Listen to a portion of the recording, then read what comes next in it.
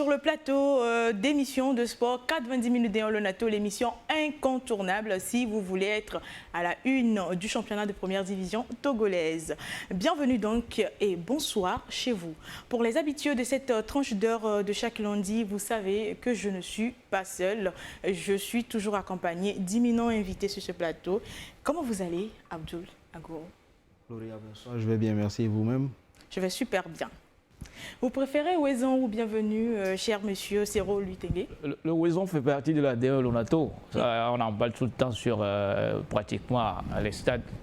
Du coup, Ouezon, je le prends comme ça. Super. Bonsoir. Bonsoir. Et juste à côté, Olivier Koyoda, bonsoir, bienvenue. Alors, toujours un plaisir pour moi et un immense honneur en ce temps vespéral d'être en compagnie de ces éminents invités, en compagnie de votre plus joli sourire également. Merci, cher monsieur. Permettez-moi en tout cas d'introduire le sommaire. Les chauffeurs s'emparent du fauteuil de leader à 3 journées de l'épilogue de la saison en Déon Lonato. Face aux académiciens de Kouloundé, ce dimanche à Sokodé, les hommes de Kinga Metokodomesson ont réussi le service minimum 1-0. Une victoire qui leur permet de dévancer l'AS OTR avec 2 longueurs d'avance. Quant aux académiciens du Rocher Bleu, ils ont surpris l'ASCO. Les Condona, comme au match aller, ont une fois de plus assisté impuissants à la victoire du CDF ACNOR 0-2. Bien qu'étant toujours relégables, les académiciens conservent leur chance de survie. Et puis, nous reviendrons dans la deuxième moitié de l'émission sur certains sujets cruciaux débattus lors du congrès ordinaire annuel de la Fédération togolaise de football tenu ce vendredi 23 mai dans la ville d'Aného. Avec la Lonato, passez de bons moments foot avec le championnat D1 Lonato. Lonato, acteur majeur du développement du football togolais. Cette 23e journée a été marquée par des confirmations, mais aussi par des surprises. L'une de ces surprises, c'est l'exploit retentissant pour le CDF ACNOR qui s'impose à Kara face à une ASCO méconnaissable. 2-0 au score final. 3 points précieux donc pour le CDF dans la lutte au maintien finalement. Tout à fait. Ils sont menacés plutôt sincèrement par la relégation. Et cette victoire-là vient à point nommé. Hein. Et il faut dire également que c'est sur, comme d'habitude avec l'ASCO de Kara, c'est sur des erreurs de débutants, des erreurs défensives. Quand on voit les 2 buts, il y a une petite erreur et le joueur fait parler et sa qualité technique d'un contrôle orienté et instantanément, il bat Agbagla. Et là, il faut dire que sincèrement, quand je regarde les 2 derniers matchs de l'ASCO de Kara, c'est-à-dire contre l'AS OTR et le CDF ACNOR aujourd'hui, je me dis simplement qu'il faut que cette équipe de Kara oublie le titre, sinon le titre de vice-champion. Parce que ce n'est pas ça. Quand vous voyez les joueurs, quand vous les voyez dans la physionomie, ils n'ont pas... Ils ne dégagent pas l'aura. Ils ne dégagent pas l'aura, ils n'ont pas cet esprit-là de compétiteur, d'aller chercher quelque chose. Donc, je crois que cette année, ils vont se contenter d'une peut-être 5e ou 6e. On a encore 3 journées, hein, cher monsieur Sero. Oui, pour ASCO, cette équipe, c'est bien vrai que cette saison, elle est quand même surprenante. Bon, elle reste toujours l'équipe championne en titre. Mais cette saison, on voit une équipe d'ASCO qui n'affiche pas ses ambitions, en fait. Bousculée d'entrée dès la première journée par cette équipe de CDF ACNOR. La fois dernière, face à l'AS OTR, au sortir de ce match, on a vu Amani qui nous sortait ce mot de revanche. Malheureusement, on a eu... Tarde à venir. Dans le tard pour cette équipe, je crois que le titre doit être oublié. Franchement, vous rejoignez finalement... Oui, je rejoins quand même Aziz, mais on a une équipe qui physiquement n'est pas tout à fait en forme, ou également au niveau de la défense, dans la récupération, c'est pas ça. Donc c'est une saison qui, pour moi, au niveau de la score, est à demi-teinte. Alors quand je vois le discours, sinon l'avis des 2 précédents, on a l'impression que le CDF ACNOR est tombé juste sur une équipe qui, malheureusement, était dans le dur, finalement. Non, après, vous savez, quand vous êtes en danger, il y a cette théorie du danger de Rigobert. Quand vous êtes en danger, vous savez que vous n'êtes plus en danger. Donc le CDF ACNOR, c'est qu'ils ont, je vais dire, les 9 orteils en deuxième division. Du coup, tous les matchs sont comme des finales pour eux désormais. Et ils ont commencé par le faire. Ils ont battu en Doumbé la dernière journée. Oui. Et cette soif-là de victoire. Pourquoi attendez peut-être cette victoire peut-être face à l'ASCO de Kara pour se dire tiens, oui, une confirmation. Mais après, on se rend compte qu'on sait qu'en phase aller, ils avaient aussi battu cette équipe d'ASCO de Kara. Oui. C'est les petits frères qui embêtent complètement les grands. On se rappelle, on avait parlé de ça en loin à large ici. Après, l'équipe d'ASCO, pour moi, n'est pas vraiment cette équipe assez reluisante qu'on avait connue. Ils ne proposent pas le meilleur football. Moi, hier, je m'attendais à ce que ça donne un peu plus par rapport à ce qu'ils ont présenté à Lomé ici face au collecteur d'impôts, face à l'Osseterre. C'est vrai qu'il y a eu le retour de certains cadres, je peux les appeler, à Balodeni. On a Oro Sama également qui est revenu après une blessure. Donc, je m'attendais à ce que le CDF Akno soit écrasé. Mais après, comme je le dis une fois encore, quand vous savez que vous avez vraiment tous les pieds pratiquement en deuxième division, vous ne voulez pas. Donc, ils ont tout fait pour aller sortir ce sursaut d'orgueil, aller battre une équipe d'ASCO qui ne présente pas vraiment le plus grand football, le plus beau. Et justement, comment le CDF Akno s'en est sorti pour ne pas être écrasé par ASCO de Kara sur vos mots? On va écouter juste Agrian Wassiliou dans ses dires. On était venu pour prendre les 3 points pour se relancer pour la course du maintien. Donc il fallait ces 3 points forcés. Donc on l'a fait, les enfants ont tenu jusqu'à la fin et on l'a fait parce que face à Asco de Kara, il faut passer par des contres. C'est très important pour nous. On savait que leur ligne défensive à un instant donné va vouloir essayer de monter et avec ça, bon, il faut reculer et les attendre, passer par des contres. On a passé par des contres, on a marqué 2 buts et on a tenu jusqu'à la fin. Face à Asco, il faut passer toujours par des contres. On a l'impression qu'il a bien étudié son adversaire. Oui, c'est les qualités des entraîneurs. Quand vous êtes un entraîneur, vous êtes appelé à quand même lire le jeu de l'adversaire, surtout mettre quand même beaucoup plus de tactique pour pouvoir déranger ton adversaire. C'est ce qu'Agrian a pu faire.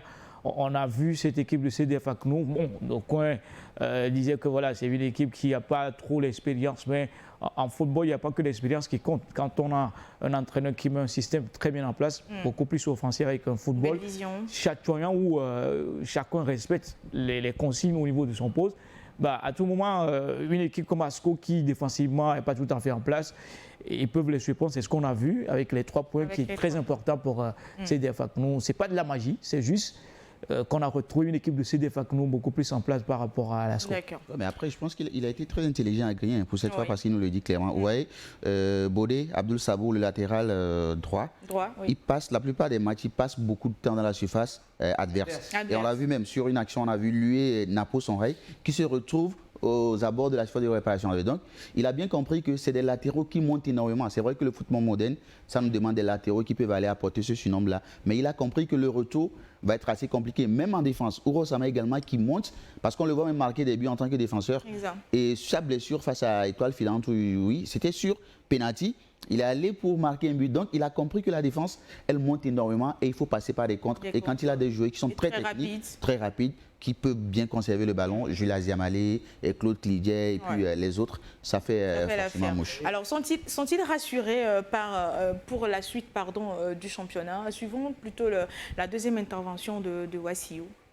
Pas assuré, je le dis, pas assuré, parce que l'Étoile Filante de l'autre côté aussi a gagné. Donc, rien n'est encore fait. Il faut finir jusqu'à la fin, je le dis. C'est la fin qui va justifier. Et c'est la fin qui va mettre toutes les équipes à leur poste. Donc, nous, on va continuer à travailler, on ne va pas lâcher. On a dit c'est jusqu'à la fin, on va aller jusqu'à la fin. Le CDF ne va pas baisser, ne va pas lâcher. Le championnat, ça doit finir et on doit le finir ensemble.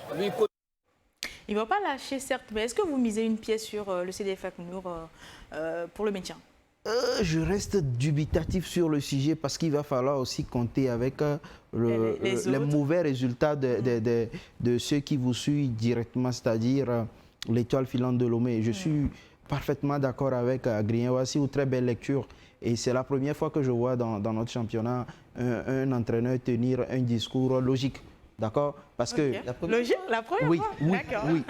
C'est la première fois que je vois un entraîneur tenir un discours logique. La preuve, c'est que nous tous sur ce plateau, on est d'accord que quand vous prenez l'ASCO de Kara, on a une défense, des joueurs en défense. Les 4 défenseurs sont des joueurs tellement techniques qu'on a étudié, on sait que ce soit Sama Halimou ou Adjessi, ou mieux encore, quand on va jouer dans l'axe avec Tchadenou Farid et un milieu de terrain, logiquement, il est technique, il y a une certaine sérénité, mais il ne faut pas compter avec le fait que le football, c'est un jeu. Le truc que vous maîtrisez le plus, c'est le jour où vous devez le faire sortir, que vous allez le rater. Donc, du coup, je pense que... La défense bien maîtrisée de Lasco de Kara, sinon, mais comment expliquer finalement cette défaite-là face au CDF Aknour?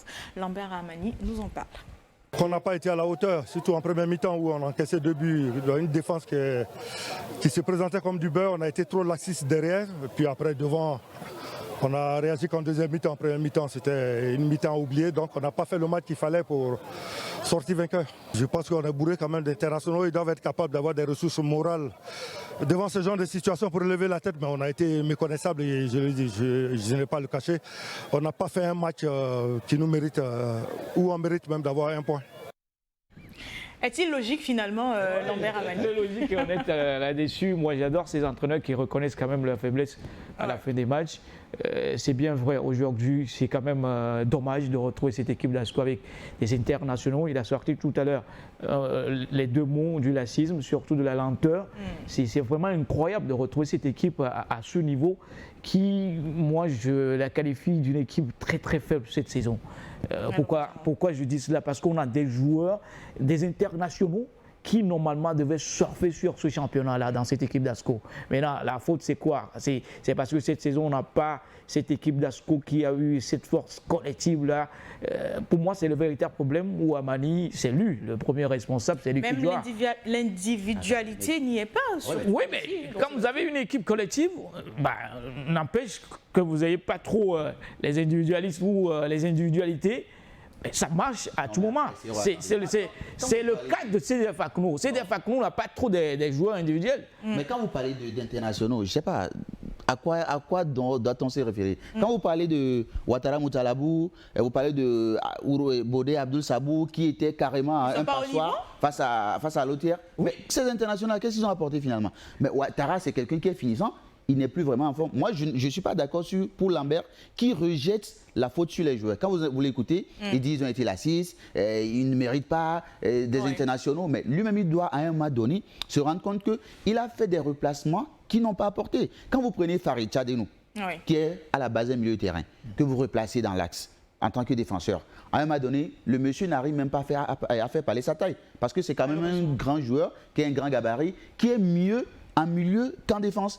Et vous mettez Ouro Sama qui revient de blessure, c'est un bon défenseur, mais qui n'est pas très en forme pour pouvoir aller défendre. Physiquement, il n'est pas en forme. Abalo Denis qui revient, lui qui faisait pratiquement 70% des matchs, il revient également de blessure. Il n'est pas vraiment en forme. Donc, on ne peut pas rejeter la faute parce qu'ils sont internationaux, ils doivent vous sortir tous les jours de bons matchs. Non, ça peut arriver.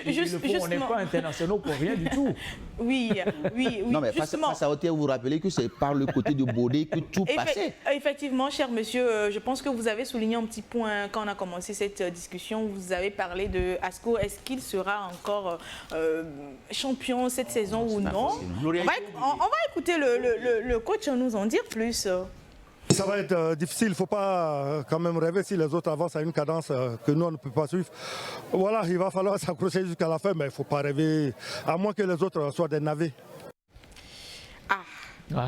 Lambert a été honnête et sincère. Et très logique. Très logique. Vous savez, aujourd'hui, quand vous regardez le classement, les 7 premières équipes, rien n'est encore joué. Hein. Bien sûr. Il y a encore 3 journées au cours desquelles tout peut arriver. Mais sincèrement, quand vous voyez cette équipe de Lasco, c'est pas bien. Si jamais ils arrivent à faire de la magie et se retrouver peut-être parmi les 2 premiers, je ne crois pas que ça sera une très bonne chose pour une représentation au niveau continental. D'accord. Ça reste vos avis. On va donc évoluer. Match équilibré entre 2 solides formations. 0 but partout entre Gbolessou et Entente 2.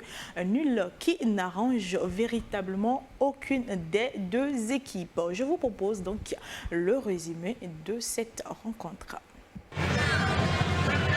Et là c'est parti, cette 23e journée de la D1 Lonato pour le Sud des Lacs qui est en déplacement sur cette pelouse du stade municipal de Lomé pour affronter Entente 2. On rappelle que Gbolessou est 3e avec 37 points. Le ballon retourne toujours au joueur de Golo Soudelac. Mamadou Kouyaté, il va être audacieux pour rentrer dans ce mode de l'opération. La passe qui arrive et la frappe enchaînée. Et il va se coucher tranquillement sur ce ballon, notre ami Kossichal Bodinou. Allez, on va percevoir cette prise de balle des joueurs d'Entendo. Une très belle sortie, première d'ailleurs, et ça va terminer. Peut-être le fond de Philidor. Oh, quel gros raté de la part de ce joueur. Comment le voir? Il peut donc ce ballon, belle ouverture. Il n'y a peut-être pas une position irrégulière. Le ballon saisi, le centre à venir. Il n'a pas été trop rapide à mon avis. Notre ami Coco Frédéric Sébinan. Finalement, de ça, ou bien c'est l'ASOTR qui va surprendre tout le monde. Ou en tout cas, beaucoup de ce ballon. Oh là là! Oh, il a surpris tout le stade en 2000. Il pas de Lomé avec ce raté. Ah, et surtout, Capo qui va lancer son coéquipier Thierry César. Oh là là! C'est César maintenant qui passe le ballon et le raté. Golo qui est en attaque avec cette passe sur Bedivlo. On va aller toucher rapidement notre ami Ala. Ala qui va centrer. Un centre sans initiative. Oh là là, il va mettre fin à ce match en 0-0 entre Entendo et Goloso, en troisième 0-0 d'affilée dans leurs trois dernières confrontations. Un score qui pouvait être différent dans cette rencontre finalement. Un score qui pouvait être vraiment différent parce qu'il y a eu beaucoup de ratés. Il va falloir que nos attaquants travaillent encore un peu plus. Mais je crois que c'est à l'avantage de l'Entente de Lomé. Quand vous sortez de deux voyages, une à Sokodé et l'autre à Kara, où vous sortez de 2 victoires consécutives. Et aujourd'hui, vous arrivez à faire... Hier, par exemple, ils arrivent à faire un match nul. Je crois que c'est bien pour le moral. Il y a la fatigue qui est passée par là, mais les joueurs ont tenu. En face, il y a une équipe de Gbolesou qui aussi n'a pas démérité. C'est une équipe qui a l'habitude de poser le ballon, de faire circuler, vouloir faire courir l'adversaire. Mais hier, ça n'a pas marché. Un point de chaque côté, je crois que c'est pas mal. Ouais. Et Hagnon, c'est le slogan au niveau... Ah oui, d'abord. Non, c'est pour l'entendre, oui. Ok, d'accord, merci. Moi, je pensais que c'était le maintien. Non. L'entente reste, après tout, l'équipe championne de l'intersaison. Oh, bien Vous sûr. êtes d'accord avec moi? Ça veut rien. Bien sûr, allons-y. Ça ne veut rien dire sinon. Ça ne veut rien dire, ça n'a aucune saveur. Après, moi, je pense que l'entente de ces 7 points pris sur 9 possibles en 3 journées, c'est un très bon ratio. C'est très bien pour eux. Parce qu'en début de la phase retour, ils étaient sur une dégringolade.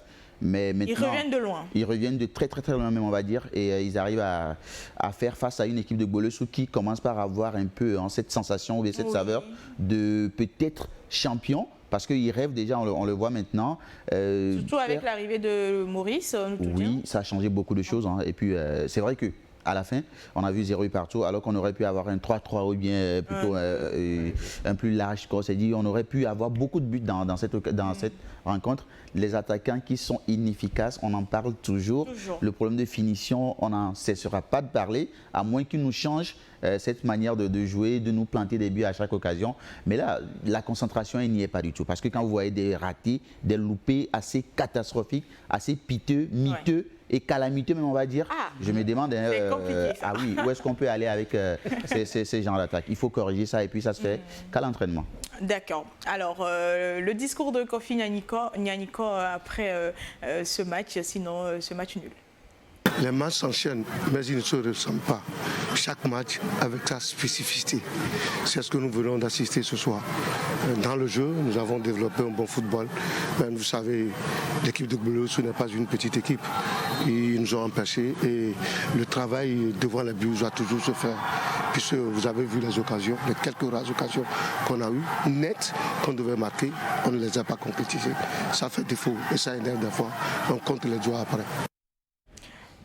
Il parle de ces nombreuses ratées-là, finalement.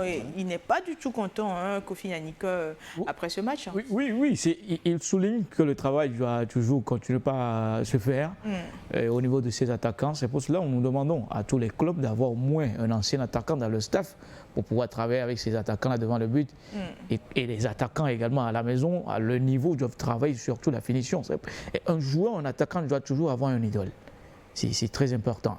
Quand vous si avez... un attaquant a un idole milieu de terrain, c'est pas bien ça, finalement. Bon, les milieux marquent aujourd'hui. Chaque staff doit avoir un attaquant. Oui. Je suis en train de voir un peu dans l'effectif des anciens joueurs combien d'attaquants étaient assez bons dans le championnat pour pouvoir se retrouver sur le mandé. Vous savez, les responsabilités sont partagées. Voilà. Les responsabilités sont partagées parce que on dit que les joueurs ne travaillent pas, ils ne sont pas efficaces. Mais qu'est-ce que les entraîneurs font aux séances d'entraînement?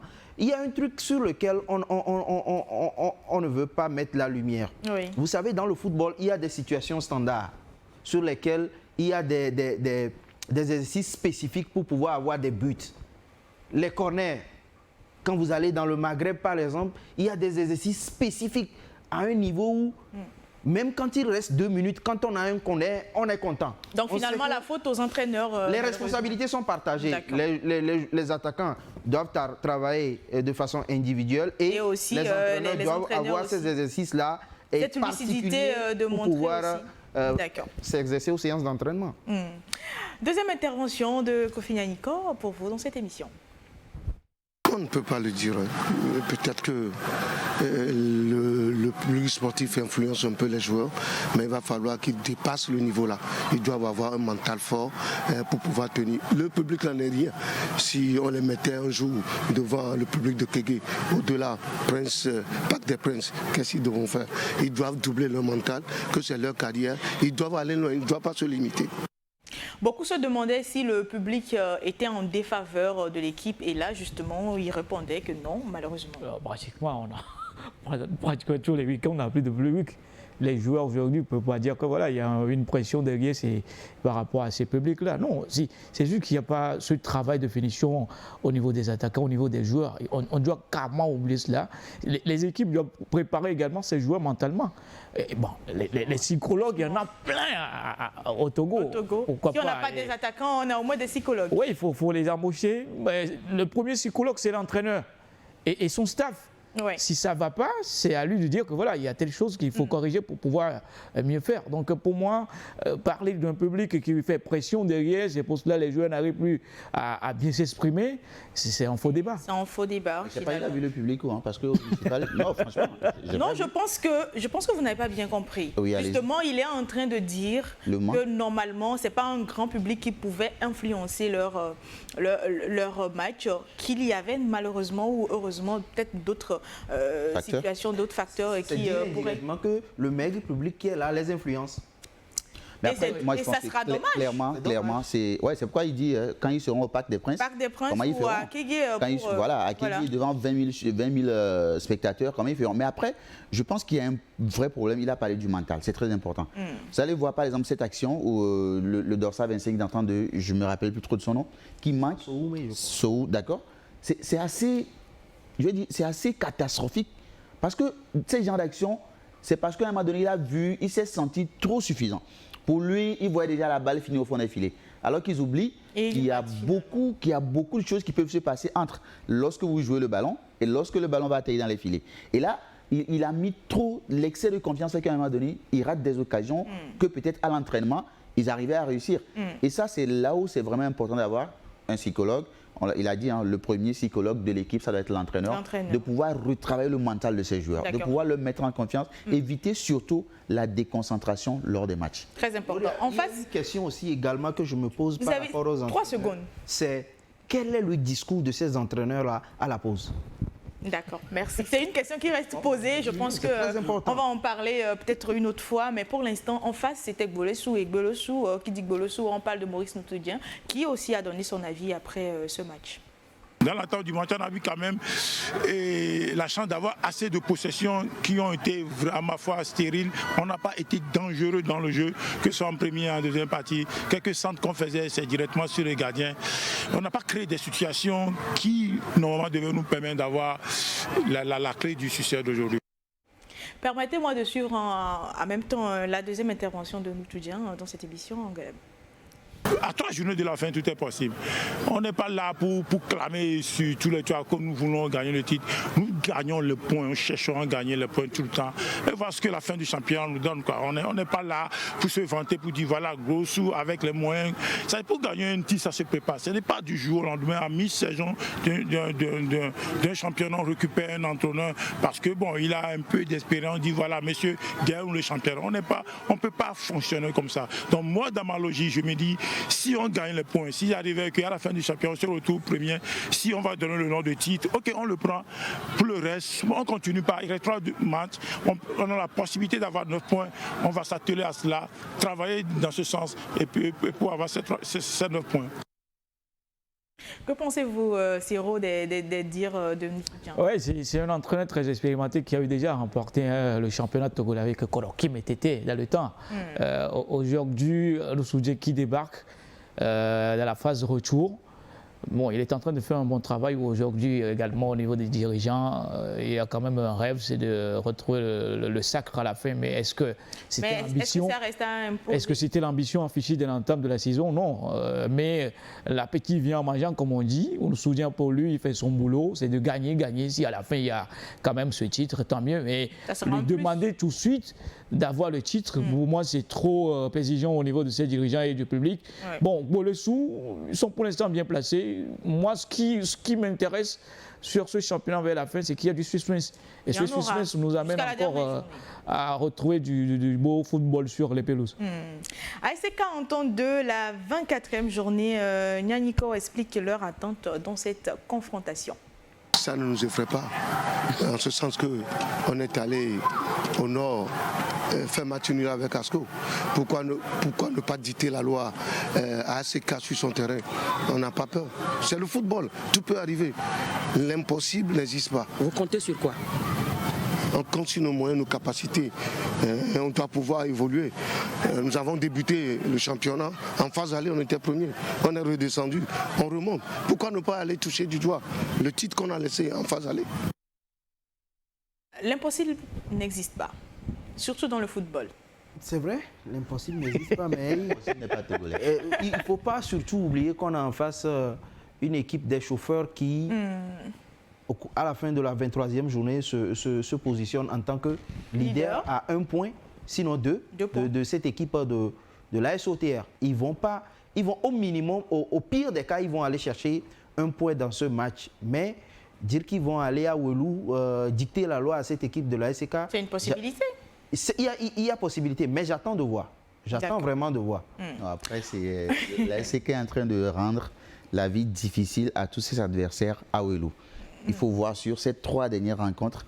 Et on se rappelle aussi qu'avant ces 3 dernières rencontres également à Ouelou, ce n'était pas aussi trop reluisant pour l'ASK. Oui, c'est pas éduqué maintenant, avec la tendance maintenant à changer. Doumbé, depuis 3 mois, Doumbé a pris 4, ensuite, je sais plus trop, il y a eu quand même une avalanche de buts qui ont été marqués par l'ASK Ouelou. Donc, attention, c'est vrai que je l'écoute religieusement. Il a pour moi l'allure d'un pasteur qui prêche l'évangile. Et j'aime bien l'écouter à Nyanyiko, qui est l'entraîneur des gardiens. Oui. Mais c'est vrai, il a dit l'impossible n'est pas dans le football. Donc, il peut y avoir des faits de jeu qui vont leur permettre peut-être d'avoir des points. Les journées noires, et rayon vort. Ne vous inquiétez surtout pas, et rayon vort, c'est toujours continué. On verra bien la 24e journée.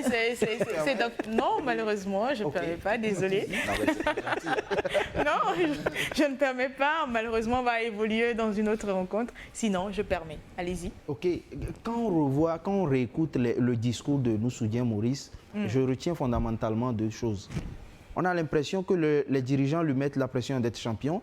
Et pour lui, dans sa tête, l'effectif dont il dispose n'est pas capable à un moment donné de jouer. Peut-être il peut faire le difficile pour aller chercher ce titre, mais est-ce que derrière, il y aura une bonne représentation au niveau du continent africain? Maintenant, franchement, demander à Nsoudien d'être champion avec cette équipe, c'est trop demandé? C'est trop demandé. D'accord. Merci. Je pense que ça peut aller maintenant. Il est satisfait. On peut évoluer. Super. Alors, la plus large victoire de cette journée s'est illustrée dans le choc AS Tombo, AS Binin. Les flèches pimentées ont, je dirais, Éclaboussé AS Bina. Ah même, non. Complètement. Je cherchais le mot, en fait, un synonyme assez fort que je ne trouve pas malheureusement. Mais je dirais juste qu'ils ont gagné 4-1, score final. Vous vous attendez à ce nouveau revers de l'AS Bina, surtout avec 4-1? Non, pas du tout, pas du tout. Vous savez, pour ceux qui n'ont pas suivi le match ou pour ceux qui suivent juste le résumé, quand vous voyez le marquage de 4-1. Vous étiez au stade? Ben bien sûr, il fallait faire le déplacement pour suivre cette très belle rencontre. Et comme je l'ai dit, ceux qui vont voir le marquage, le score diront oui, comme vous l'avez dit, c'est reparle d'éclaboussement. Moi, je dirais non. C'est le score qui peut-être en parle. Un score peut-être fleuve, mais après, qui ne reflète pas le match. Le match, ça ne reflète aucunement la lutte du match. Et ce n'est pas l'honorable Amétodi qui va me contredire parce qu'on a suivi le même match ensemble. Et je me rappelle à un moment donné, je le voyais crier sur des joueurs pour qu'ils fassent des actions. Ouais. L'AS Bina a littéralement dominé cette rencontre, ça il faut le dire. Sauf qu'il y a un point sur lequel je n'aime pas souvent parler, c'est l'arbitrage. Mais peut-être qu'on reviendra. Oui, l'arbitre a réussi à un moment donné à sortir les joueurs du jeu. Et ça aussi, ça pose un problème. Je le disais tout à l'heure, on parlait du mental, de la concentration des psychologues qui doivent travailler avec les joueurs. Parce que le revirement de situation est né du fait qu'ils ont encaissé un deuxième but alors qu'ils étaient dans un temps très fort.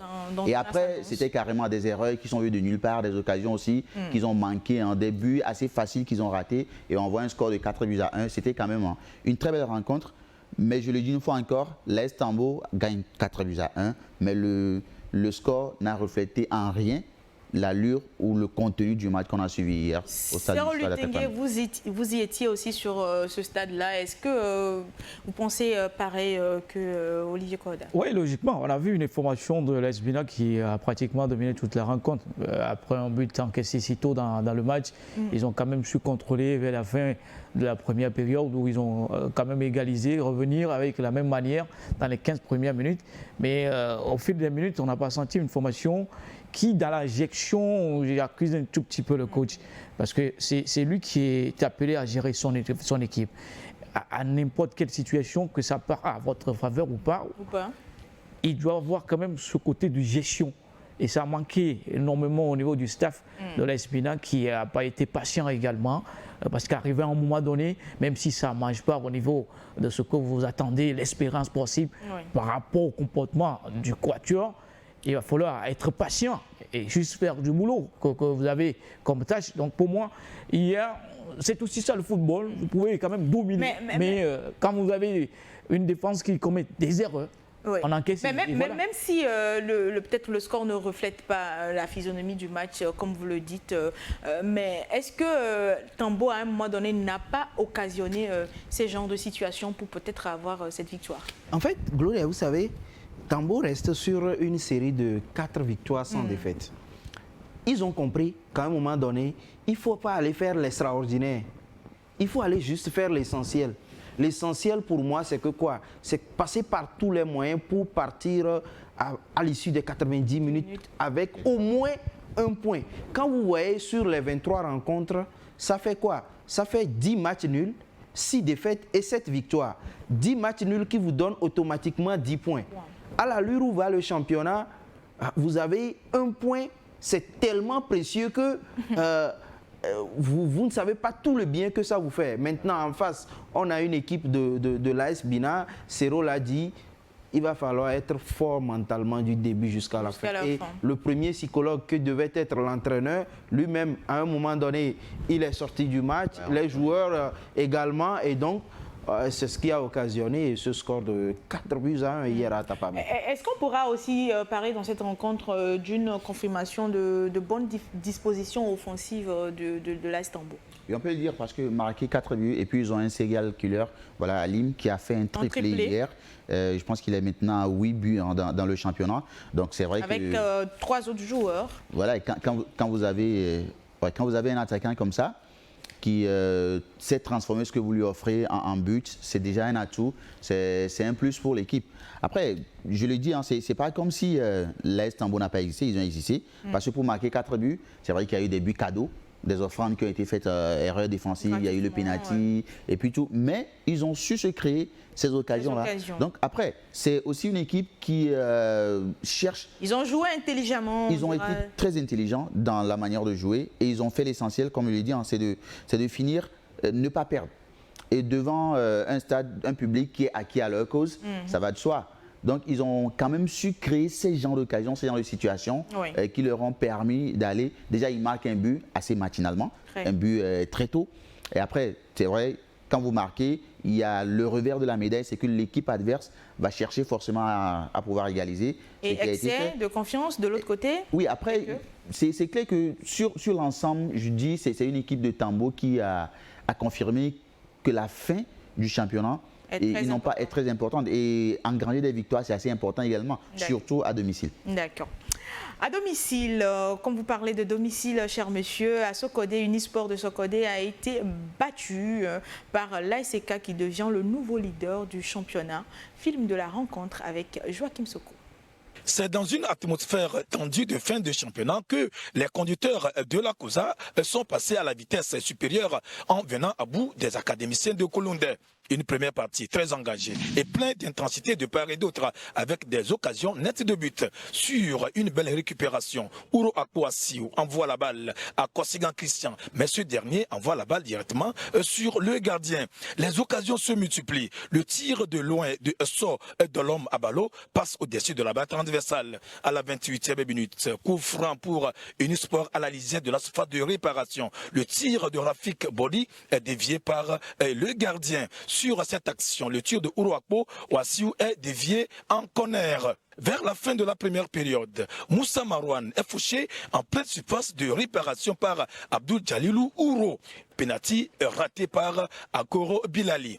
La deuxième partie a débarré avec la même intensité. Le tir de Glomarus sur cette action sort à côté. À la 63e minute, sur un centre, Akoro Bilal étale toute sa classe et bat le portier d'Unisport pour l'unique but de la partie. Il avait l'opportunité de corser l'addition, mais il rate de tout près le deuxième but. Le reste du temps n'est que des occasions vendagées de part et d'autre. La toute dernière est à l'actif d'Unisport qui avait la possibilité d'égaliser. Mais le tir de Hakimou à la roue passe à côté. Unisport 0, ACK 1, score final. Toujours le domicile ne sourit pas aux académiciens de Coloundé qui dit peut-être au revoir au titre pour cette saison. J'aime bien la chute qui dit peut-être au revoir. Oui, au revoir. On a retrouvé quand même les académiciens lors de la première phase avec plus d'envie. Mais nous sommes dans un championnat où il faut également gérer les matchs au fil des journées. Oui, une formation qui a toujours des difficultés à gagner à domicile. Et malheureusement, le public de Sokodé qui ne sort plus comme avant, on ne comprend pas ce qui se passe. Est-ce qu'ils ont perdu Sémassi? Non, il n'y a pas que Sémassi à Sokodé. Il y a d'autres équipes où normalement ces publics-là doivent sortir pour pouvoir soutenir ces équipes-là. Malheureusement, ça ne va pas être le cas.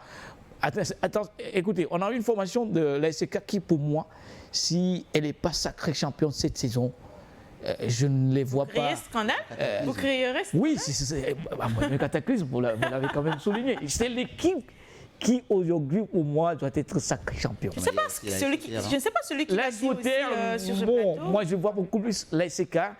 C'est la faute également à l'ASK si nous voyons Unisport en difficulté, parce qu'ils n'ont pas trop créé des occasions. Quand vous n'avez pas ce côté pimpant au niveau de l'attaque, dommage, ça ne peut pas passer. Donc c'est l'effet de jeu, c'est un match de football. L'équipe la plus aguerrie, mieux concentrée, remporte la victoire. Et c'est pour l'ASK. Pour moi, c'est un grand pas mené par les hommes d'Ametorkolo. Justement, Olivier, est-ce que vous partagez l'avis de Siré Tongué? Non, après, c'est clair. Hein. Je peux pas le contredire sur ça parce que l'ASK présente quand même un très beau football et c'est l'un des footballs les plus, les plus croissants au fil des temps. On ne voit pas l'ASK perdre lourdement. Et on les voit de temps en temps, quand ils veulent gagner, ils gagnent très bien avec la manière. Vous voyez, et puis il y a aussi un facteur qui est très important. Vous voyez Akoro Bilal qui rate le penalty, mais qui vient marquer. Ça montre à quel point, ça dit qu'il a oui, il a raté le plus facile et il va faire le plus dur. Donc ça donne quand même l'impression d'avoir des joueurs qui sont vraiment aguerris, comme il le dit, et qui ont aussi cette mentalité, cette rage de vaincre. Et c'est une équipe qui est vraiment pour moi bien compostée pour, je ne vais pas dire que c'est le meilleur effectif, mais on a des joueurs, quand vous prenez des individualités, il y en a quand même qui peuvent faire valoir leur classe et leur talent à l'extérieur. Et aujourd'hui, je pense que l'ASK est en train de viser peut-être le titre de champion pour, je pense que eux, contrairement à ce que disait Agoro par rapport à Bolessou, la SCK pour moi pourrait mieux représenter le Togo valablement sur la scène internationale, eu égard à l'effectif et aux qualités intrinsèques que chaque joueur ont dans cet effectif. D'accord. Et pour vous, est-ce que cette équipe d'Unisport de Skodé peut peut-être remonter peut-être dans le classement, peut-être dans le top 3? Remonter, ça sera un peu difficile parce que là, je crois qu'il y a un relâchement au niveau de cette équipe-là. Un relâchement ou plus de possibilités? Il y a la fatigue. Il y a la fatigue parce que, comme je l'ai une fois dit dans cette émission-là, l'effectif de l'Unisport est assez réduit. On joue avec les mêmes joueurs au fil des journées. On joue en semaine. Justement, on joue 2 fois dans la semaine. Il faut se déplacer peut-être sur Lomé ou à Tapamé et tout. Je crois qu'il y a la fatigue qui est passée par là. Mais même si à la fin de cette saison, ils n'arrivent pas à remonter dans le top 3, ils auraient fait une magnifique saison quand on se rappelle qu'ils sont arrivés ici à Lomé battre cette équipe de l'Entente de Akege, je crois 3-2. Ils ont remonté 2 buts 2 fois dans le championnat. Mais en face, hier, il y avait une équipe de l'ASK qui est un véritable prétendant à ce champion. Olivier a parlé de Akoro Bilali, on a parlé également tout à l'heure du mental du joueur. Ça aurait été d'autres joueurs, il serait sorti dans le match depuis. Mais il est revenu pour venir faire le plus difficile. Donc je crois que ça sera vraiment une bataille avec la SOTR jusqu'à la dernière journée. Finalement, on l'espère. Ici, puis à Unisport, il peut être face à l'AS Bina à la 21e journée, 1-0. Et là, ils perdent aussi à domicile maintenant. Le domicile n'est plus vraiment entre leur forêt sacrée. Ouais, c'est clair que donc en déplacement, comme à domicile, ça ne leur réussit guère. Et je me demande pourquoi est-ce que ça c'est inconsacré. Il n'y a plus vraiment de supporters quand on va à Sokodé. La question, peut-être j'aurai la réponse plus tard. Elle reste posée, cette question. On verra bien une réponse. Pour l'instant, on parle de Doumbé qui s'enlise davantage dans ce championnat. Il reste la lanterne rouge avec un triste 0-0 contre Barracuda et semble désormais condamné. Condamné certes, mais un nul qui sûrement peut-être donne un peu de sourire au tam-tam. Oui, du sourire retrouvé parce qu'on voit une équipe déjà en D2. Où pour moi il n'y a pas trop la pression, hein. On prépare la saison à venir au niveau de la D2 du côté de Doumbé, mais c'est l'équipe qui sera difficilement à battre pour toutes ces équipes qui vont aller et qui va entraîner plus d'un. On a perdu beaucoup de joueurs au sein de cette équipe de Doumbé. Une formation de AC Barracuda qui également cherche des points pour pouvoir se maintenir.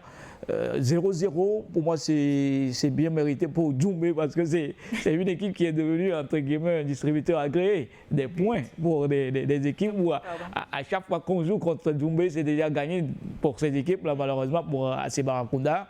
Ils ont retrouvé une équipe très concentrée qui... Mais est-ce que ce n'est pas l'excès de confiance là qu'a fait que Barracuda malheureusement a pris un nul? Il se disait peut-être qu'on pouvait battre facilement cette équipe de Doumbé pour avoir les 3 points. C'est une raison, ça peut être l'excès de confiance, mais en face, il y a une équipe de Doumbé, même si elle est déjà reléguée en 2e division, il y a des individualités pas possibles dans cette équipe-là. Hein, et je crois que le match contre Doumbé sera le match que Wadja Lantan va regretter le plus.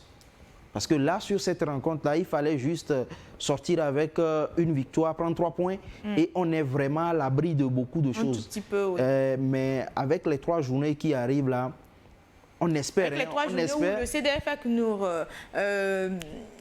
Étoile Filante sont à Gomido, qui sont à coude, c'est vraiment serré. C'est vraiment serré. On espère que dans les 3 matchs à venir, Wadja Lantam ira chercher au moins 6 points. Sinon, il va regretter ce match-là contre Doumbé de Mango. Non, mais clairement, il le regrette déjà. Il regrette. Oui, il le regrette. Il le regrette puisque, après, vous savez, aujourd'hui, si vous n'arrivez pas à battre Doumbé dans ce championnat, je ne sais pas qui vous irez battre. Hein. Bon, c'est vrai, c'est le football. Ouais. Non, sincèrement. Sincèrement. Mais quand même. Toute proportion gardée, quand vous prenez Doumbé a dit dans ce championnat qu'ils vont tout faire pour avoir une victoire. Ils commencent par un nul. Peut-être la prochaine journée, c'est une victoire. Mais on les a vus. Attendez, ils étaient à 3-0 comme tarif habituel. Oui. Après, l'entraîneur... non, il ne pas, oui. L'entraîneur, après, quand ils ont eu 1-0, l'entraîneur nous a dit ça commence pas à venir prochainement, il reste 7 journées, on va tout faire pour avoir des victoires. Oui. Mais patatras, ça a encore recommencé. Ils ont allé prendre 4 face à, face à la CK, 2-0 face au CDF Acno dernièrement. Et c'est vrai qu'ils reviennent aujourd'hui avec le 0 but partout. C'est une équipe qui fait un peu le yo-yo, c'est-à-dire qu'on essaie de sortir un peu du gouffre, mais toutes les fois quand on sort, chasser le naturel, il revient au galop. On redescend encore dans le trou. Donc c'est très compliqué. Ils sont déjà en 2e division maintenant. C'est indéniable. Oui, c'est indéniable. Mais avant d'y aller, ils vont entraîner plus d'un. Et chaque équipe qui va jouer contre Doumbé, s'ils veulent vraiment gagner, il faut forcément gagner pour rester dans ce championnat. Clairement, il faudra, pour rester, pour demeurer dans le championnat. Pour demeurer. Aujourd'hui, par exemple, l'AS Bina n'a plus son destin en main parce qu'ils ont aligné 3 défaites consécutives. Oui. Et ça, c'est très compliqué. Aujourd'hui, avec 28 points, c'est très compliqué parce que s'ils n'arrivent plus à gagner, ça sera et les autres équipes qui sont en bas, Gomido, Étoile Filante, etc., gagnent, ça va être très dangereux pour eux. Maintenant, c'est ça aussi qui met la pression sur eux. À chaque fois, il faut un très bon match, finalement, pour perdre. Donc, pour rester, pour demeurer dans le championnat, il faut gagner des points. Et pour gagner des points, il faut soit faire des matchs nuls ou avoir la victoire. Merci. Performance majeure de l'AS OTR battue par une équipe de l'Étoile Filante 1-0 qui se relance dans la course au maintien. Je parle bien sûr des autres résultats de ce championnat. Et Espoir Gomido, dont on ne connaît pas encore l'issue du match, pourrait influencer le classement du milieu du tableau. Rendez-vous mardi au stade Dr Kaolo pour connaître le dénouement de cette rencontre. Et justement, le classement, l'ASK creuse l'écart en tête grâce à sa victoire précieuse à l'extérieur, suivi de l'AS OTR avec 39 points. Le leader de l'intersaison en 32 se retrouve à la 4e place avec 36 points. Espoir, avec un match en main, occupe la 6e place. Un match en moins, occupe la 6e place avec 33 points. L'AS Bina continue sa dégringolade, présentement 10e au classement provisoire. Enfin, Doumbé réussit à grimper un petit point, mais reste toujours le premier relégable. On acclame Doumbé qui a eu un point, ça fait longtemps. Ça fait longtemps qu'on a 8 points et là on a 9 points. Ça fait chaud au cœur, je pense, surtout. Et pour battre la barre de 20. Depuis la 15e journée, ils étaient à 8 points. À 8 points. Et arriver à avoir 9 points, je pense que c'est... C'est un exploit. C'est un bon point pris pour les hommes de Mango. Moi, je vois un peu le CDF Acno qui est en train de faire ce qu'on appelle une remontada. Oui, c'est pas possible. 2 journées, 6 points. En 2 journées, ils ont pris 6 points. Ils étaient à 18, désormais ils sont à 24.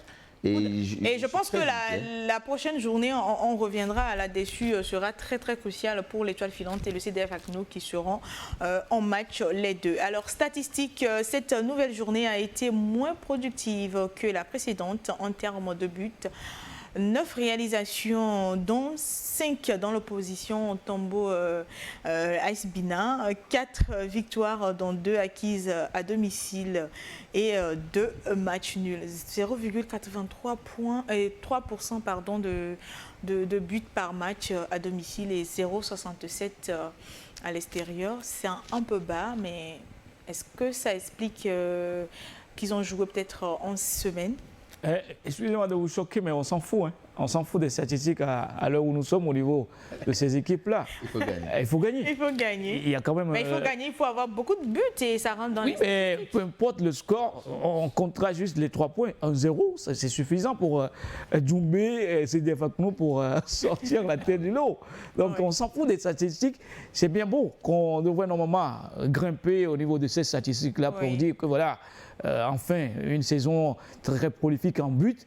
Mais n'oubliez surtout pas qu'il y a un travail défensif qui se fait également au niveau de chaque équipe. Chaque équipe devait avoir un défenseur sur le staff. Dans presque tous les staffs, on devrait avoir quand même des voilà, s'il y a des attaquants, il faut avoir des défenseurs quand même. Des référents. Merci, Céro. C'est très important. Bien sûr. Cher monsieur, malheureusement, la pause s'impose à nous. On va y aller en pause et revenir pour la seconde partie de cette émission, cher monsieur.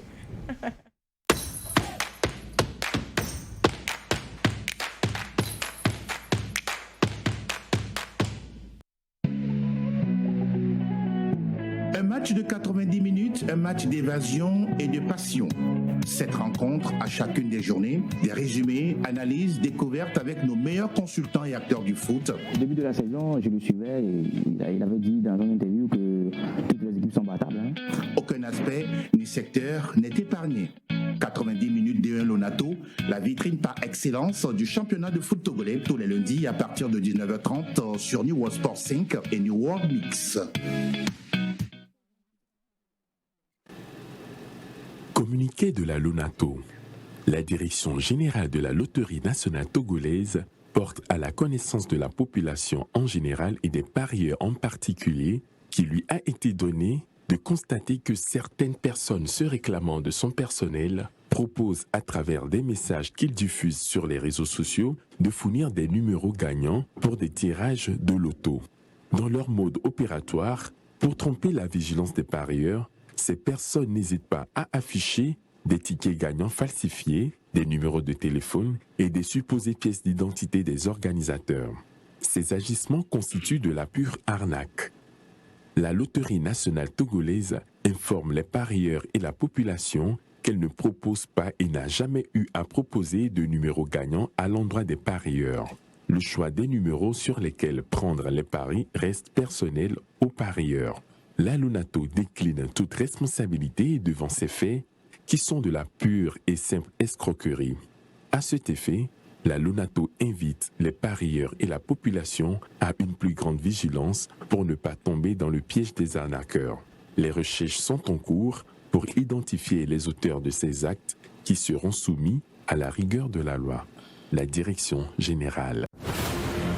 Au rendez-vous des athlètes fair-play s'invitent déception, passion, émotions diverses. Profitez bien sûr à cette combinaison. Oh là là! Couronne des rois et des reines aguerris, la technique, la tactique, l'endurance dictent leur loi. Il n'est pas d'enjeu pour aller chercher le face-à-face. Nouvelle saison au relent d'une relance éprouvée. Le gabarit n'est pas toujours ami de la chance. Bien Lonato saison 2024-2025, c'est sur New World TV.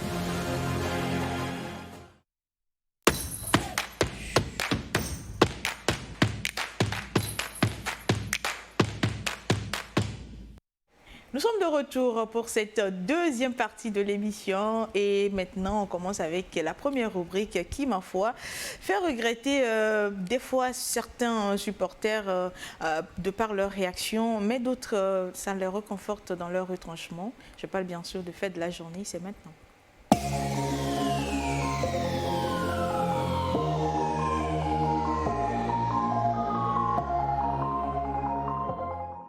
Premier fait, c'est dans la rencontre Tambo-Bina, un but à polémique. Je vous laisse d'abord suivre et on en parle derrière.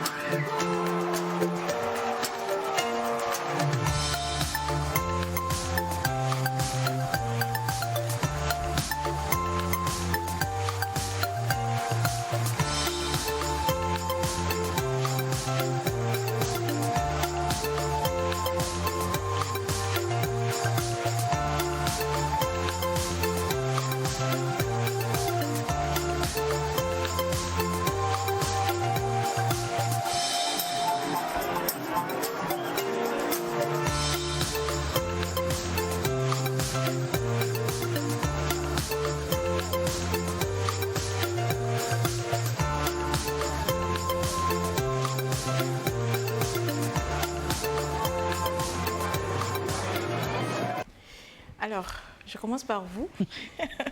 Gloria, il est un peu difficile d'apprécier cette action-là parce que de notre position, c'est compliqué. C'est un peu compliqué en plus. Oui, il y avait un autre joueur de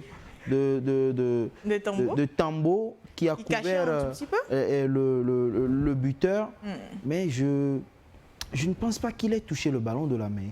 Parce que si il était dans la course, donc s'il avait touché le ballon de la main, peut-être il aurait retourné la main derrière, mais il avait déjà enclenché l'action, il avait déjà soulevé l'extérieur de son pied droit. Mais honnêtement, difficile de dire s'il a touché le ballon de la main ou pas. D'accord. Vous qui étiez sur le stade... Oui, quand vous voyez le joueur, le ballon touche d'abord son pied avant de rebondir un peu sur le bras.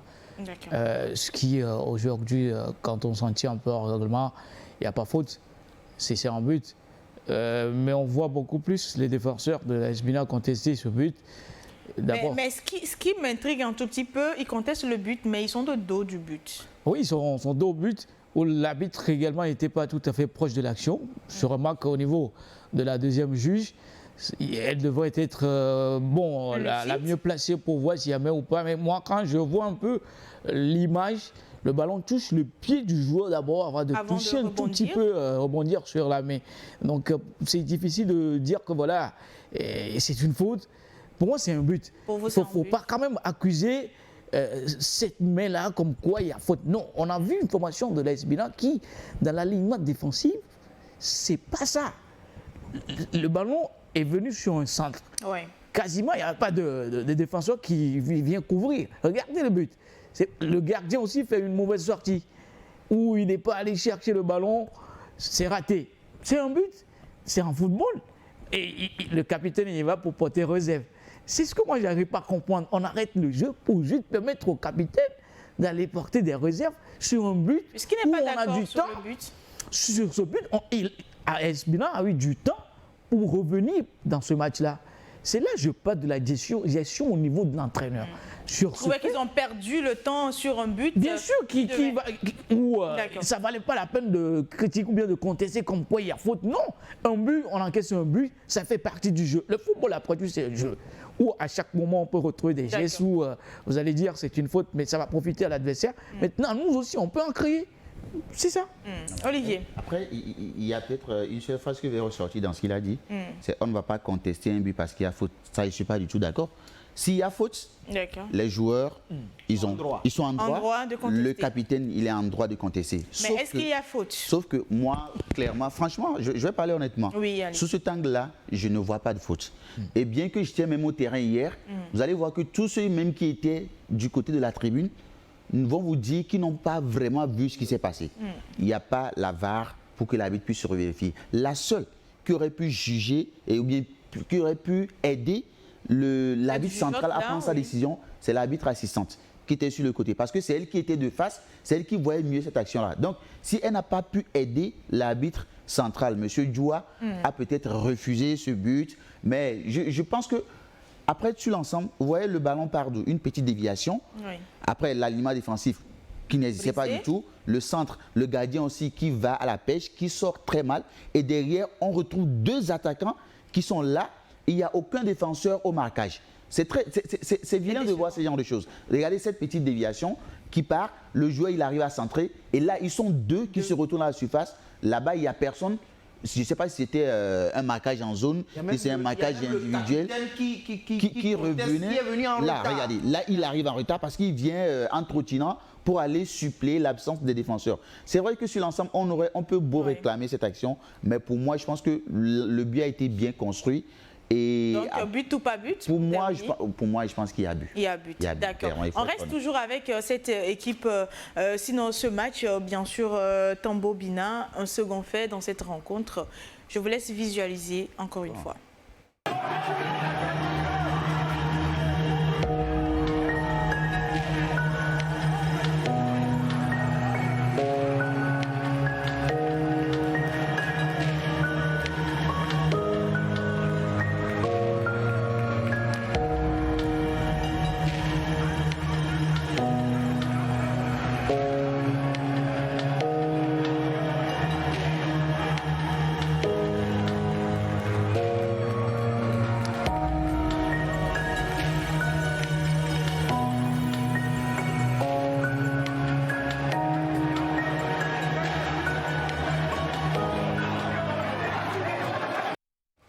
Alors, penalty ou pas penalty? Il y a un léger contact, Gloria. Il y a un léger contact, mais je ne pense pas que c'est trop léger pour occasionner un penalty. Parce que d'abord, il faut voir que le joueur, il rate son contrôle. Et il pense qu'il était suivi immédiatement par Kolani Ali, le numéro 15 de l'AS Bina, qui n'était pas là. Donc, comme le joueur a raté son contrôle et que le défenseur qui le suivait n'était pas... il y avait un grand écart entre les deux. Le gars, il voulait se saisir du ballon. Forcément, le football, c'est un jeu de contact. Vous allez vous toucher, mais là, je ne pense pas qu'il y ait pénalty. Pour moi, il y a pénalty, clairement. Non. Il y a pénalty? Ah bah, non, je dirais non. Mais laissez-moi quand même. Olivier, vous le laissez. Il y a pénalty, Gloria. Quand vous êtes un défenseur, il défend très très mal. Regardez sur l'image. Là, c'est un pénalty. Il y a contact. Que ça soit un contact léger ou pas, le joueur réussit son crochet. Vous venez juste pour cogner le pied du joueur. C'est mal défendu. Pourquoi c'est un pénalty? Il a raté malheureusement le ballon pour aller en croche avec le joueur Amidou. C'était un peu compliqué. Il n'a pas raté le ballon sur son contrôle. Il a toujours gardé le ballon avec son pied droit. Ah bon? C'est le défenseur qui vient le toucher. C'est vrai? Il a toujours en possession le ballon. Non, il a perdu le ballon. Non. Maintenant, derrière, c'est vrai. Je serais peut-être d'accord. Bien sûr qu'on l'a vu. Je serais peut-être d'accord avec toi si tu me disais, par exemple, qu'il y avait mieux à faire sur cette occasion-là. Parce que le défenseur, il n'était pas forcément obligé d'aller au contact. Parce que le joueur, en ce moment-là, il n'était plus dangereux. Il revenait. Vous allez me dire que l'attaquant a perdu le contrôle sur ce ballon? Il a perdu le ballon. Jamais. Il a perdu le ballon. On regarde bien l'action. Comment est-ce qu'on perd le ballon sur un contrôle? C'est de la sorte? Les deux premiers contrôles qu'il a fait, le ballon était collé à son pied droit. Quand j'ai la possession du ballon dans mes pieds, je suis patron sur le ballon. Je suis d'accord. C'est une faute. Je suis d'accord. Il n'a pas perdu son contrôle. Il a eu toujours le ballon dans ses pieds. Le dernier geste pour éliminer les derniers gestes pour éliminer les deux défenseurs. Le dernier geste, dans la foulée, quand il a contrôlé deux fois, il avait le ballon collé à ses pieds. Mais le dernier geste pour éliminer les deux défenseurs, vous voyez là, le ballon est à peut-être 30... non, 40 je ne suis pas d'accord avec vous. Gloria, alors, le crochet est sérieux. Tout simplement, où il remet le ballon comme cela et le défenseur vient le cogner. C'est un pénalty. Vous ne pouvez pas me dire aujourd'hui que l'attaquant a perdu le contrôle sur ce ballon, sur cette action. On va laisser Olivier en placer. Quand même. Est-ce qu'il y a pénalty? Oui. Je dis clairement. C'est très mal défendu, ça il faut le reconnaître, parce que déjà, lui, peut-être qu'il n'était même pas invité à cette fête-là, puisqu'il y avait l'autre défenseur en face qui faisait écran pour protéger. Il voulait peut-être aider, mais c'était de trop. Oui, peut-être l'arbitre, je ne voulais pas revenir sur l'arbitrage, mais je suis obligé de le faire, parce que M. Djoua, non, il faut avoir je veux dire, il a raté complètement son match hier, et ça je vais vous le dire.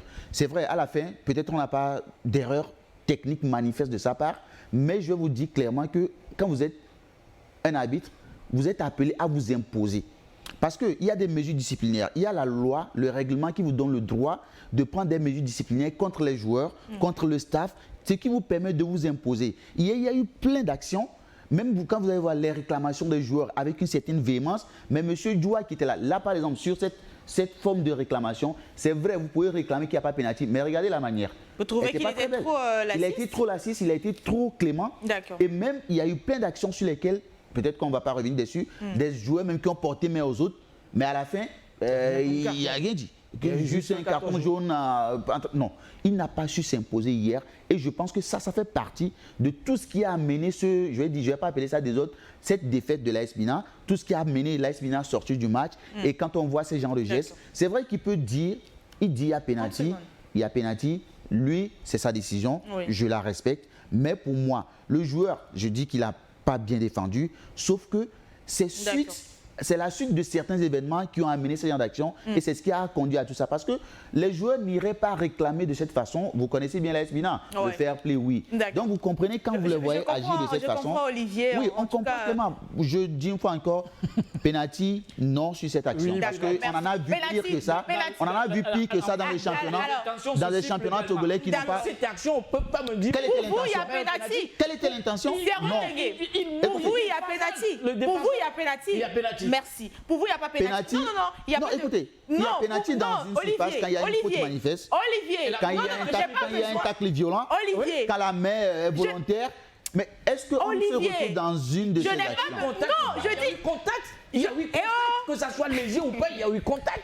Non, quand même. Il y a penalty ou il n'y a pas penalty? Il y a penalty. Il y a penalty ou il n'y a pas penalty? Négatif. D'accord. Il y a penalty ou il n'y a pas penalty? D'accord, merci, ça reste vos avis. Il n'y a pas à faire tout un débat. Bien sûr, on doit faire un débat. On va évoluer avec un autre fait. Olivier, je risque de vous donner un carton rouge dans cette émission, s'il vous plaît. On va évoluer, merci. Avec un autre fait entre Unisport et ASK. Justement, je vais vous laisser encore visualiser une fois.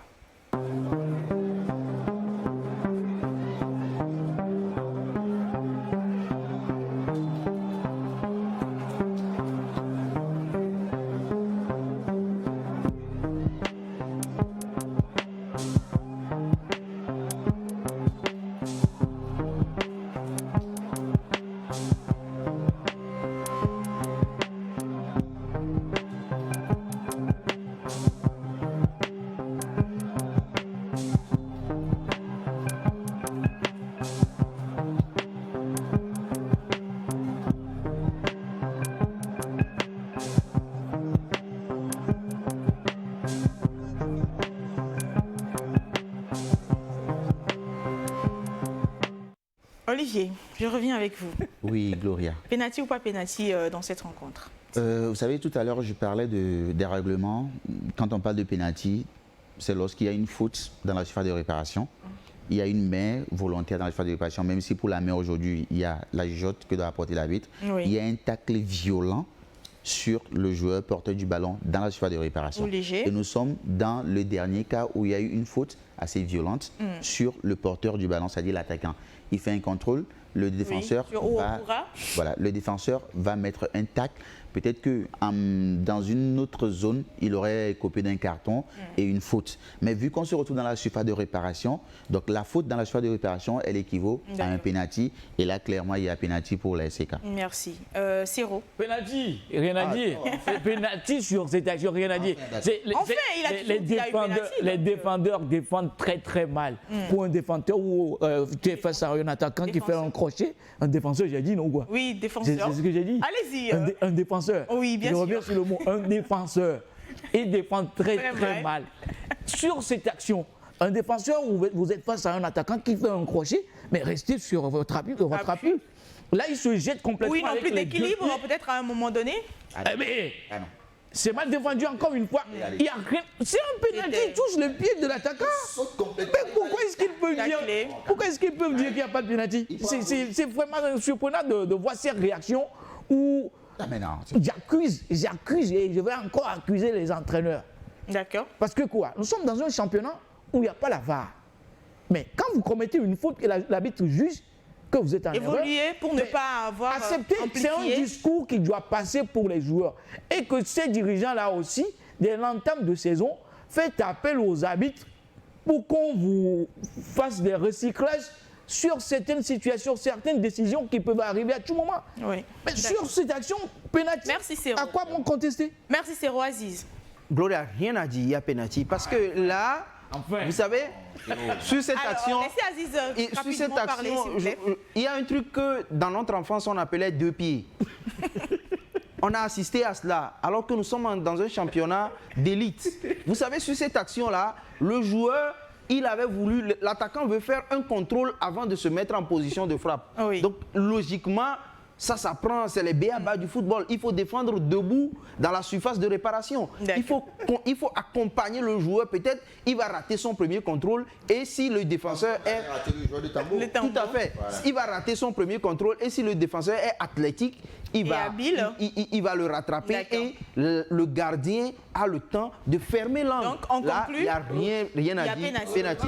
Merci les gars. Et puis, non, vous n'avez plus de parole, cher monsieur. Merci. Non, on en finit. Non, vous n'avez deux pieds levés. Olivier, Gloria, vous n'avez pas de parole. Gloria, s'il te plaît, je plaide pour Olivier. Il faut lui donner la parole. Merci. Doc de la semaine, c'est maintenant.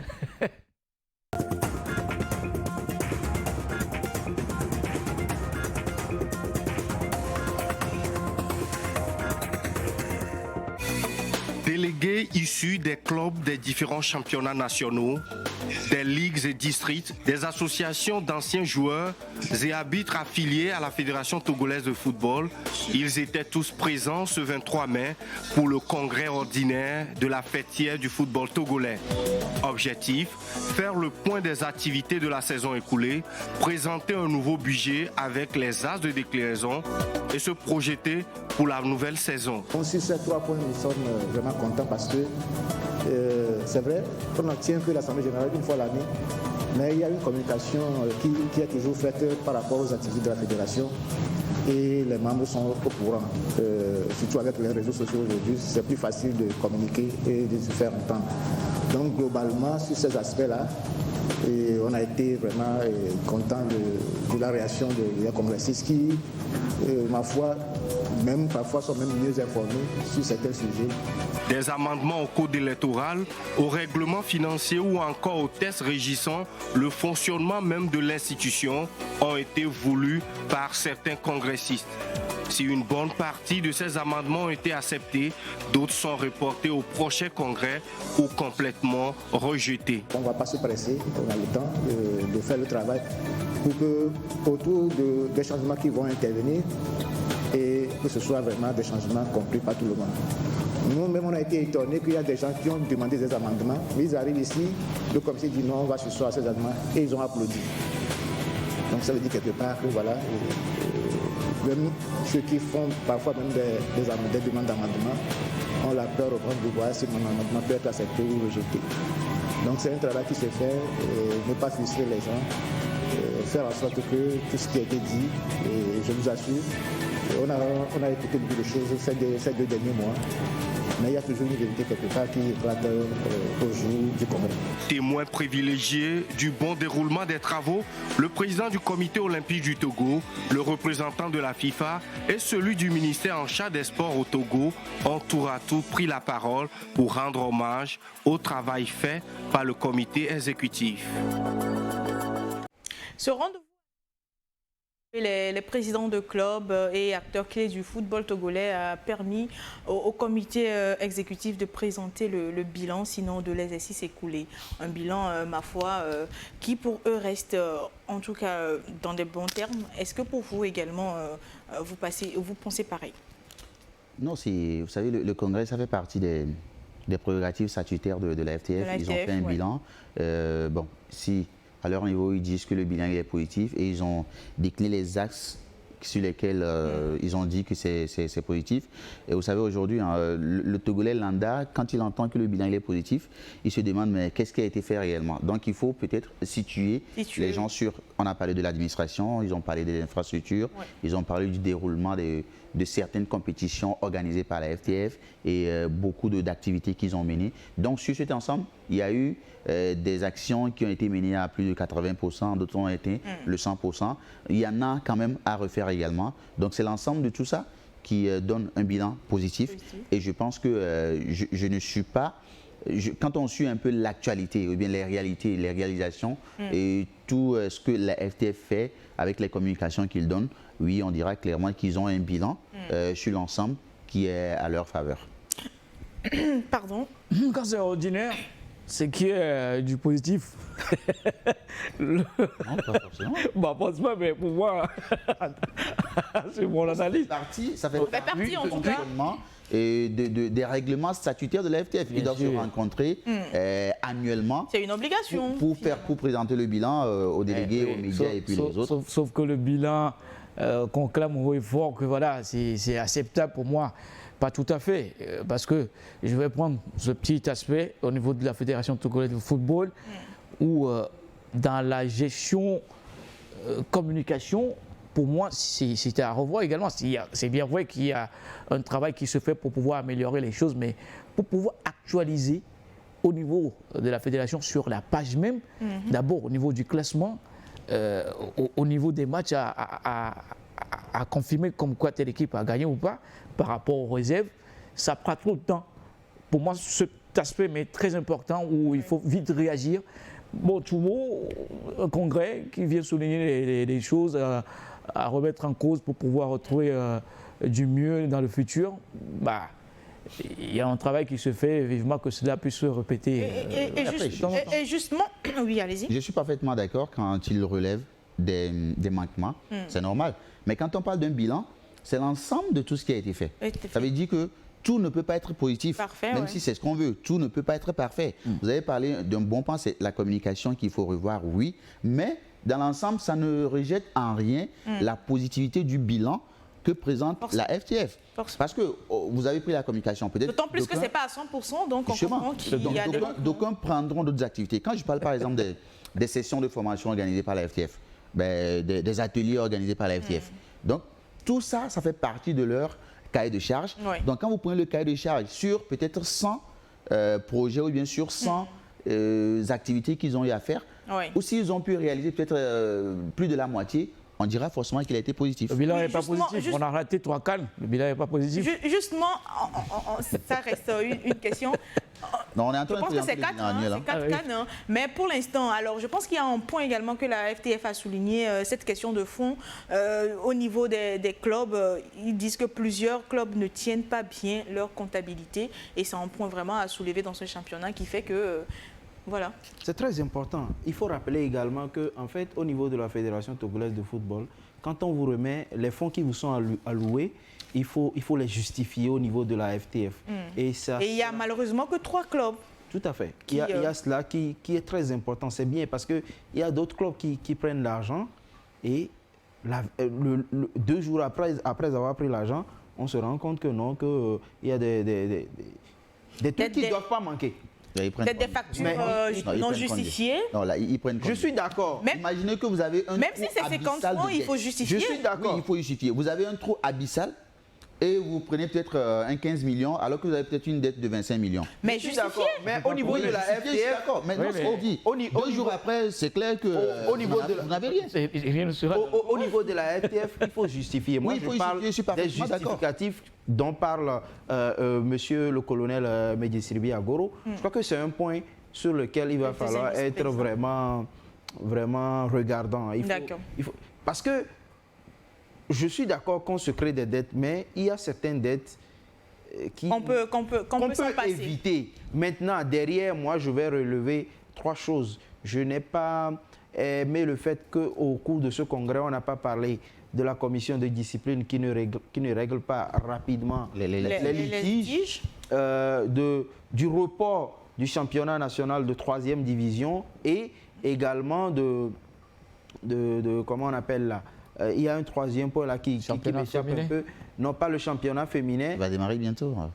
Mais en grosso modo, c'est une obligation que la fédération a accepté de faire malgré les plusieurs reports.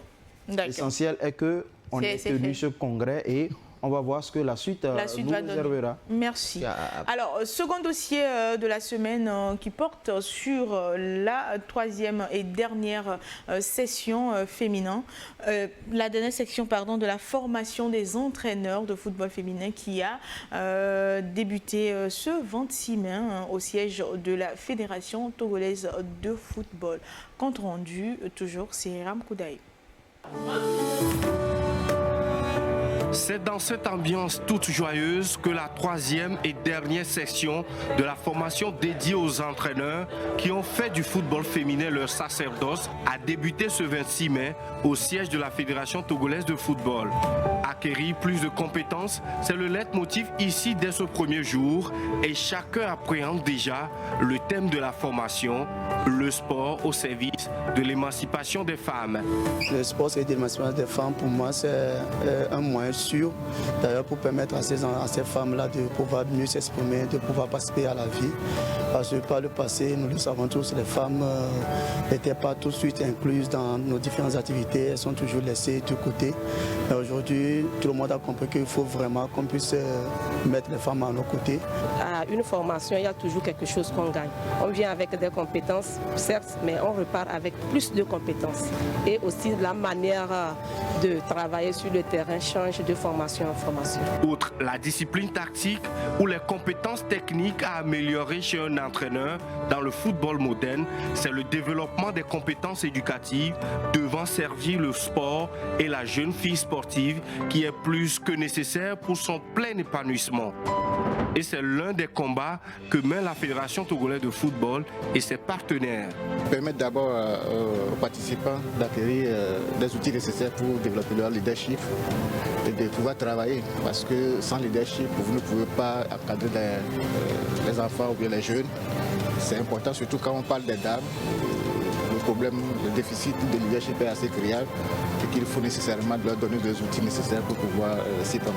L'objectif, c'est d'amener à travers les séances de football à développer auprès des enfants, des jeunes filles qui jouent au football, des compétences de leadership, des compétences d'autonomisation et des compétences qui leur permettent de se comporter en véritable maître et maîtresse de leur avenir, la construction de leur avenir.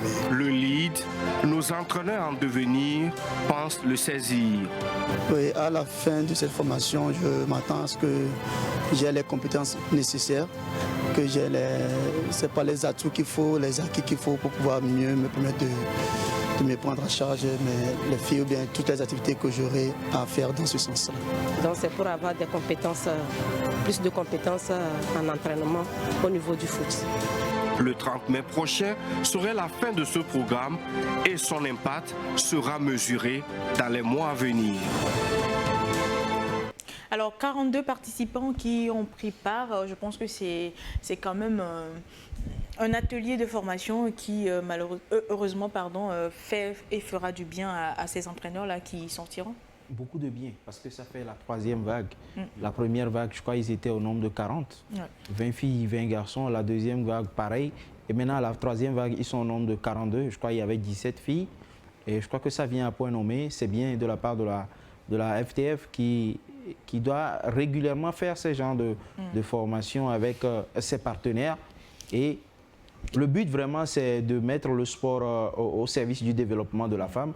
Et quand on sait que sur la terre de nos aïeux, le football féminin a connu une ascension fulgurante depuis pratiquement 3 à 4 ans. Je crois que c'est très, on les voit très sous bonne la chose. houlette de Tomitsi Kai qui fait aussi beaucoup pour ce championnat, sinon ce football féminin. Le thème retenu, ça en dit long. Le sport au service de l'émancipation des femmes.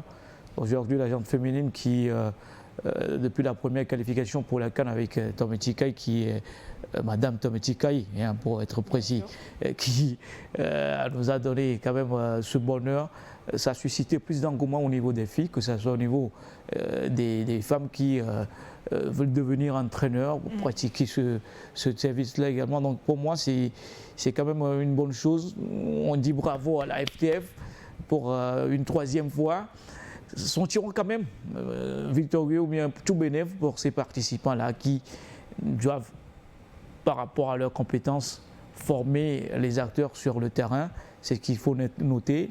Participer, oui, mais mettre quand même cela au profit et pour pouvoir l'enseigner, profiter à ce que nous ayons des bons footballeuses, des bonnes footballeuses. C'est ce que nous attendions, tout simplement.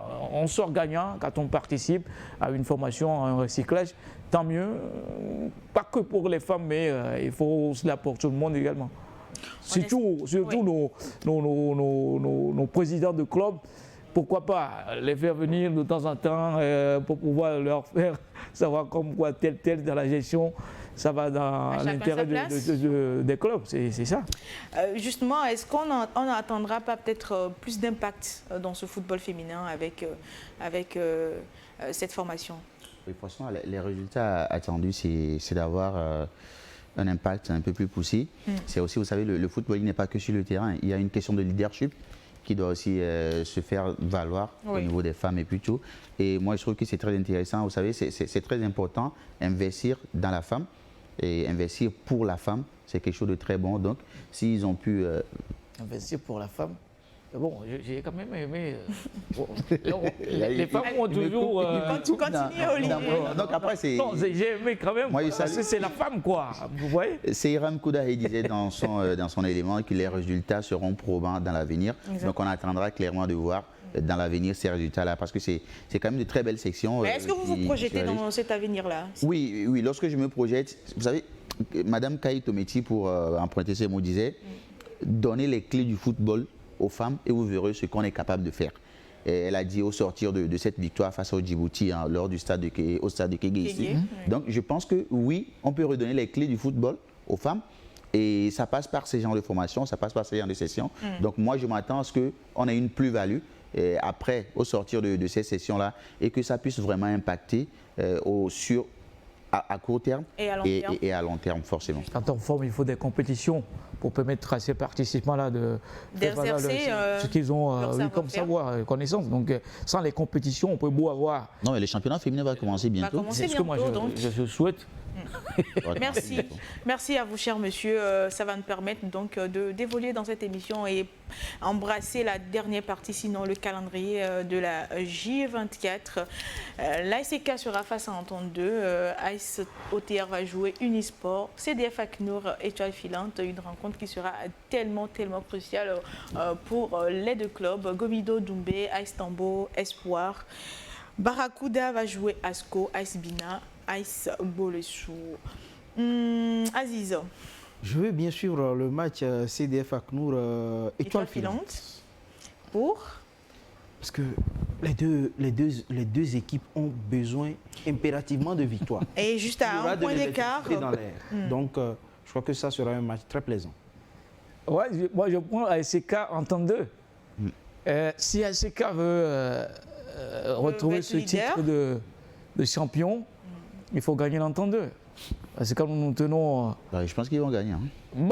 Il y a une formation en face qui également n'est pas tout à fait écartée de la course pour le titre. C'est Awelou. C'est les jaunes bleus de Côte d'Ivoire Compagnie qu'on a quoi à Djololo. Ils iront à Awelou. Quand c'est bon, ou l'entente fait ces derniers temps quand même des très bons voyages. Attention à l'ASK, on a une formation de l'entente qui est capable de, ça peut ne pas marcher. De déjouer tous les pronostics possibles. Donc ce match va quand même retenir beaucoup plus d'attention. D'accord. Quand Nico a dit l'impossible n'est pas dans le football, voilà. Ils iront pour chercher peut-être un point, mais je pense qu'ils seront, pour emprunter au thème, éclaboussés par l'ASK. Mais je suivrai aussi avec un certain intérêt le match à Bolesou. Ça va être assez difficile. Ça sera dur, hein? Ça sera très difficile, mais à domicile, ils ont pu le faire, des exploits. Hein. Ils ont battu Unisport à domicile à 1-0 et je pense qu'ils peuvent le faire face à Bolesou, même si c'est un gros morceau désormais du championnat togolais. Voilà, je pense qu'on a fait le tour. Hein. Moi, je suivrai comme d'habitude les 7 rencontres. Hein. J'ai un super pouvoir, je ne peux pas dire comment je fais, mais c'est comme ça. Merci, cher monsieur, ça a été un plaisir de vous avoir dans cette émission. Le plaisir est partagé. Hein. C'est sans langue de bois, hein, nous le disions, pour pouvoir améliorer les choses. Et il ne faudrait pas qu'à la fin, les gens pensent que voilà, on est contre qui que ce soit. Non, c'est juste des analyses très pointueuses et voilà. Donc, on est fair play. Vous n'avez même pas besoin. Nos analyses. Hein. Olivier, oui. Non, après, c'est avec beaucoup moins d'acrimonie, hein, même s'il y en a eu ici sur cette pelouse, et plutôt sur ce plateau. Mais après, on ressort avec grande alacrité. C'est la pelouse de 90 minutes de Lonato. Justement, c'est un réel plaisir de passer ce temps-là en compagnie de ces imminents orateurs, je vais les appeler analystes. Et j'espère vous retrouver la prochaine fois, toujours avec ce même sourire. Merci Olivier, merci à vous Zéro, Aziz, merci également à vous très chers téléspectateurs pour vous. Sans vous, il n'y aura pas eu cette émission sinon. Merci, ça a été un plaisir. On se retrouve la semaine prochaine pour la journée prochaine. On se dit au revoir et à la prochaine. Avec la Lonato, passez de bons moments foot avec le championnat D1 Lonato. Lonato, acteur majeur du développement du football togolais.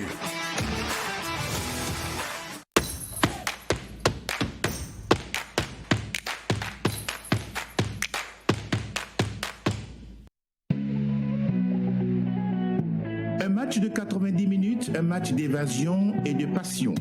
7 rencontres à chacune des journées, des résumés, analyses, découvertes avec nos meilleurs consultants et acteurs du foot. Au début de la saison, je le suivais et il avait dit dans une interview que toutes les équipes sont battables. Aucun aspect ni secteur n'est épargné.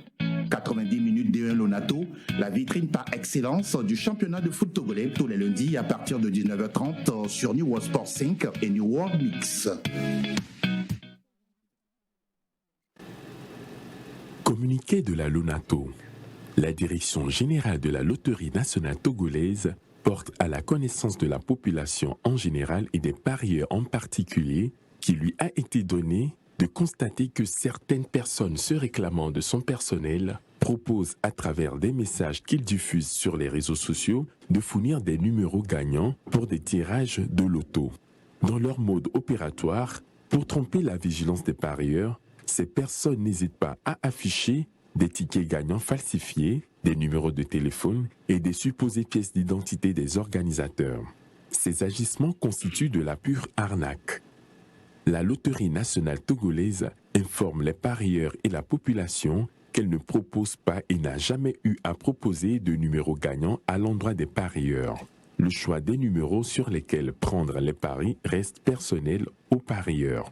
La Lonato décline toute responsabilité devant ces faits qui sont de la pure et simple escroquerie. À cet effet, la Lonato invite les parieurs et la population à une plus grande vigilance pour ne pas tomber dans le piège des arnaqueurs.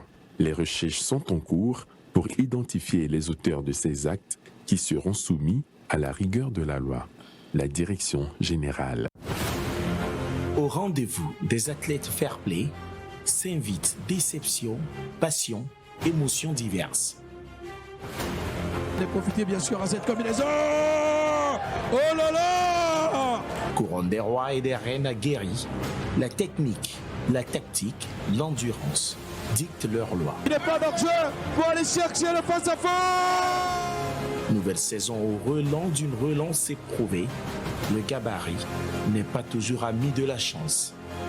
D1 Lonato saison 2024-2025, c'est sur New World TV.